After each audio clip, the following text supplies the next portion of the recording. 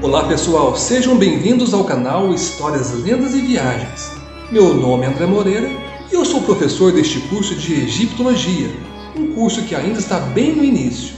Então, para você que está chegando agora, aproveite e assista às aulas desde o início e fique por dentro da história do Antigo Egito.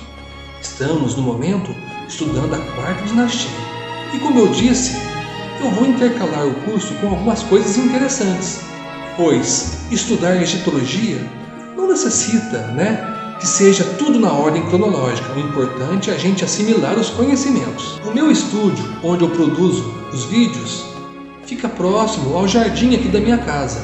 Então vão se acostumando com os sons de passarinhos ao fundo, Às vezes também tem sons de veículos que passam na rua. É meio complicado.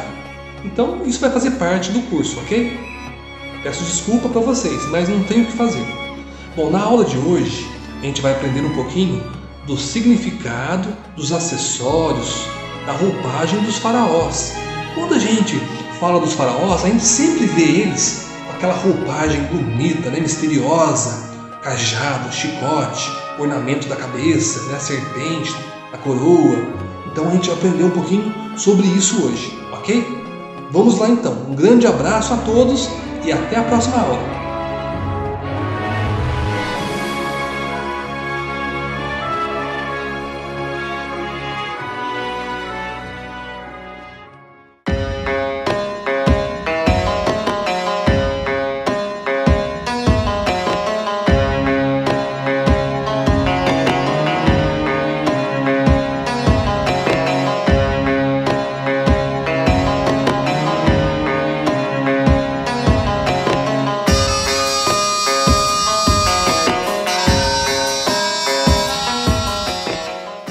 Nas primeiras aulas deste curso de Egiptologia, nós conhecemos como foi o processo inicial da civilização egípcia, que nasceu e cresceu nas margens do lendário rio Nilo.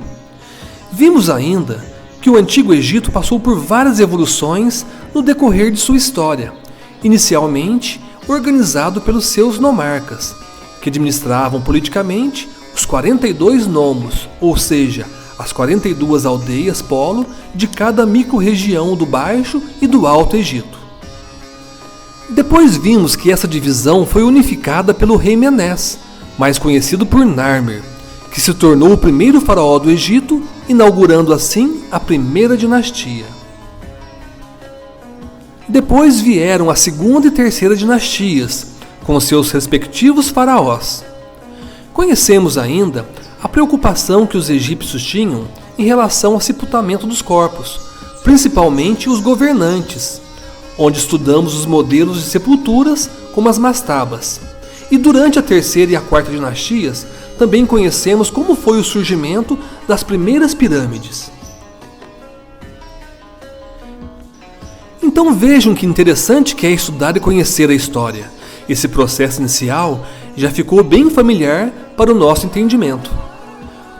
Foram disponibilizados alguns exercícios de fixação e também alguns documentários para reforçar de forma bem eficaz todas essas aulas aqui do curso.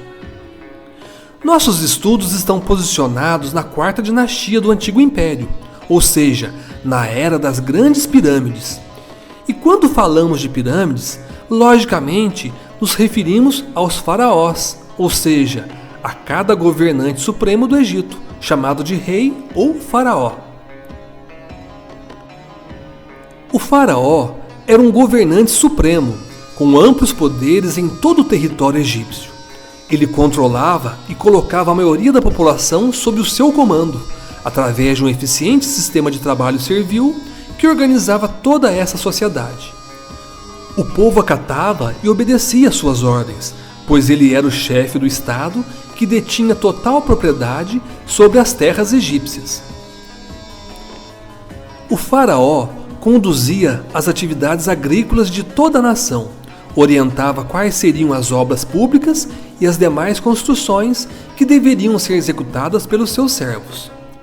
Lembrando que lá no início da unificação do Egito, Narmer transformou os nomarcas numa espécie de servidores públicos, que em outras palavras eram os braços direitos do faraó, ou melhor, a máquina administrativa do Egito, composta por um corpo de auxiliares que davam total apoio ao faraó, um enorme conjunto de servidores, soldados de alta patente, fiscais de impostos e escribas, todos cientes das informações necessárias para a condução do seu governo, pois somente assim se sustentava essa forma de governar, ou seja, um governo centralizado. Além do total poder administrativo do faraó, precisamos compreender também que ele era considerado uma divindade viva, ou seja, a encarnação e a representação do deus Horus aqui na Terra. Portanto, a população acreditava que agradar ao faraó era o mesmo que agradar ao seu deus, e a felicidade dele revertia em prosperidade nas colheitas, através das cheias moderadas do rio Nilo. Caso contrário, o Egito não seria abençoado e calamidades aconteciam, prejudicando toda a população egípcia. Concluindo, a sociedade egípcia era politicamente controlada por uma teocracia, um sistema de governo em que as ações políticas, jurídicas e militares eram totalmente submetidas às normas de suas crenças, ou melhor, da sua religião. Agora que já temos uma visão mais clara do poder de um faraó, nesta aula vamos conhecer os seus paramentos, ou seja, as suas vestes.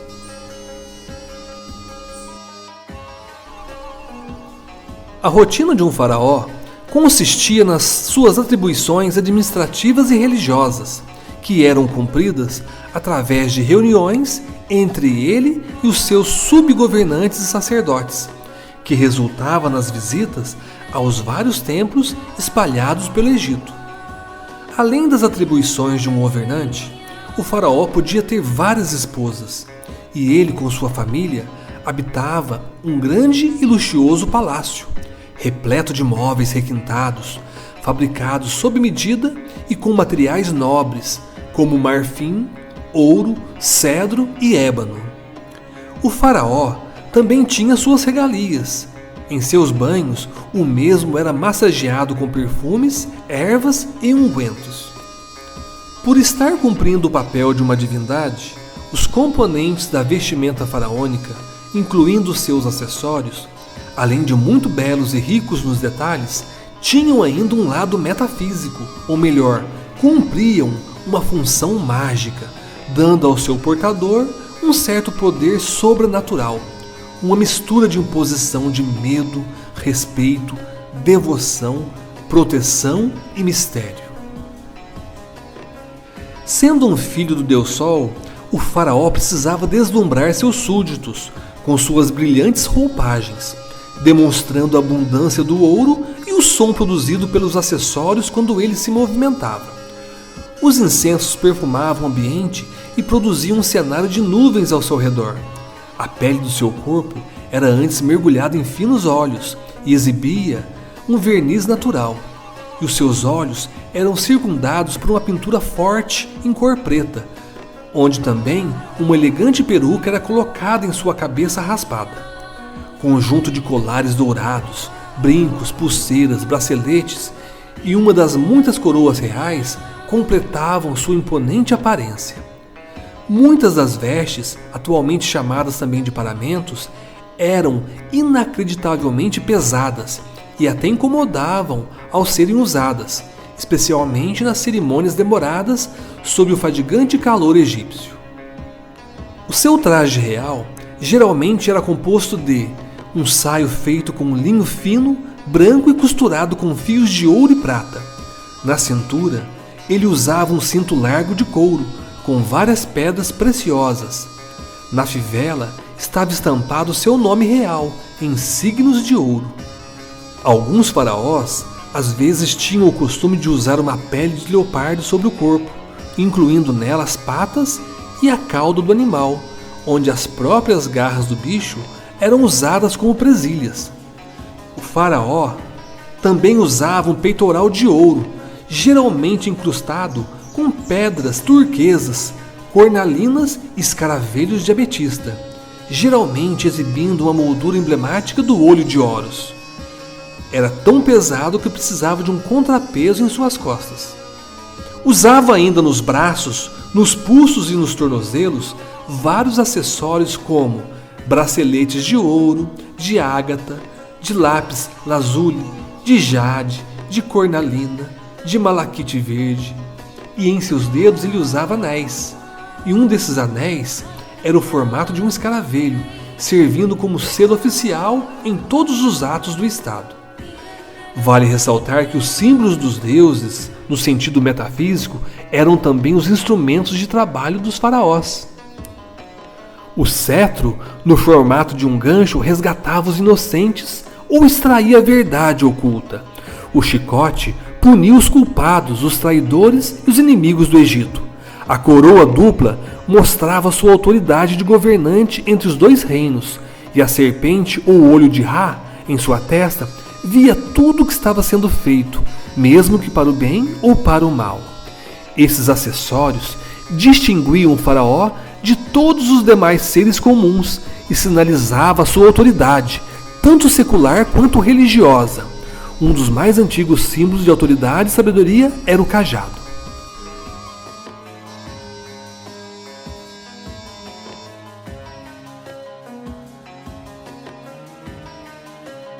No período pré-dinástico, um dos sinais do poder real era a cauda de touro, que inclusive era usada pelo rei Menés, conforme mostrada na famosa paleta de Narmer.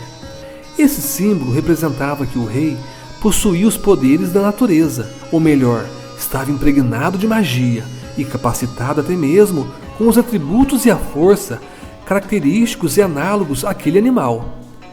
Posteriormente, o uso dessa cauda desapareceu, mas o faraó continuou retendo o conceito do vigor e da força taurina, anexando ao seu nome alguns títulos como o touro poderoso ou o touro vigoroso. Outro cetro de origem bem antiga era o uas, um símbolo de domínio mais usado na esfera divina. O seu nome significa estabilidade, aquilo que os egípcios esperavam dos seus faraós. Consistia de uma lança com um dos extremos terminado em 2 dentes de garfo e o outro na forma de uma cabeça canina, sendo sua origem provavelmente da época pré-dinástica. O cetro, conhecido como eca, era um bastão que possuía uma espécie de gancho, usado pelos pastores para capturarem as ovelhas fugitivas, prendendo-as pelas patas. Geralmente era folheado a ouro e reforçado por tiras de cobre azul, visto frequentemente empunhado pelos reis egípcios. Ele simbolizava o próprio conceito de lei e de ordem. O chicote era um mangual de malhar grãos, simbolizando o poder do faraó sobre toda a produção do reino. Essa peça tornou-se bastante conhecida no sarcófago de Tutancâmon. A cobra naja, que o faraó trazia em sua fronte, sobre a coroa, simbolizava o olho de Ra e visava aterrorizar os inimigos, ao mesmo tempo que protegia o rei. Conhecido como Uraeus, esse símbolo permaneceu como marca dos faraós durante todo o período dinástico. Uma barba postiça, usada em cerimônias, era um outro dos atributos do rei, simbolizando talvez mais um tipo de força animalesca. Inclusive, foi usada pela rainha Hatshepsut. As coroas faraônicas eram um símbolo máximo do poder e da glória. Como todas as demais insígnias de poder, elas também foram outorgadas pelas divindades. Carregadas de simbologia, como a serpente Uraeus, podiam ser objetos de veneração em si mesmas, por meio de cânticos, como se fossem seres autônomos. Das mais antigas são as 2 coroas do país, a coroa branca, Edjet, que correspondia ao Alto Egito, e a coroa vermelha, Desheret, correspondente ao Baixo Egito. Embutidas uma na outra, a coroa branca e a vermelha se fundiram em uma só, a coroa dupla, Bishente, depois que as 2 terras foram unificadas. Essa coroa passou a simbolizar o poderio do rei sobre o Alto e o Baixo Egito. A coroa ritual, a Tef, era usada em certos ritos religiosos e consistia basicamente na coroa branca adornada por 2 plumas de avestruz, uma de cada lado, talos vegetais, chifres de carneiro e a serpente Uraeus em um pequeno disco no topo. Durante as guerras ou em cerimônias militares, o rei usava a coroa azul, Kepresh, que surgiu no fim do segundo período intermediário. Além das coroas, um adorno de cabeça que cai em 2 tiras sobre os ombros e tem a parte pendente sobre a nuca amarrada em trança, denominado Nemes, também se tornou bastante conhecido, sobretudo porque era retratada na esfinge de Gizé. Tratava-se de um elemento fundamental da veste faraônica, tendo entrado em uso a partir da 3ª dinastia. Então estes foram os acessórios e os componentes das vestes de um faraó.